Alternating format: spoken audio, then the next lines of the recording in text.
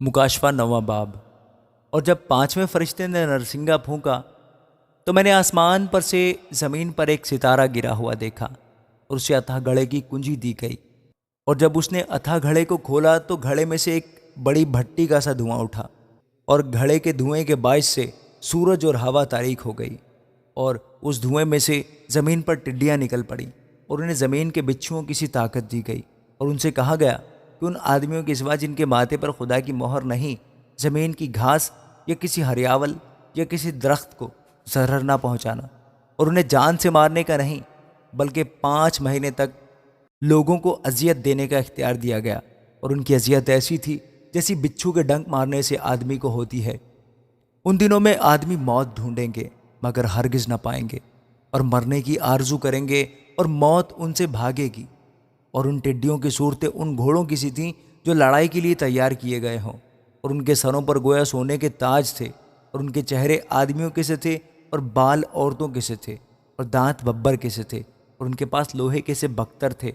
और उनके परों की आवाज़ ऐसी थी जैसे रथों और बहुत से घोड़ों की जो लड़ाई में दौड़ते हैं। और उनकी दुमें बिच्छुओं की सी थीं और उनमें डंक भी थे। और उनकी दुमों में 5 महीने तक आदमियों को जरर पहुंचाने की ताकत थी। अतः घड़े का फरिश्ता उन पर बादशाह था। उसका नाम इब्रानी में अब्दून और यूनानी में अपलियून है। पहला अफसोस तो हो चुका, देखो इसके बाद 2 अफसोस और होने वाले हैं।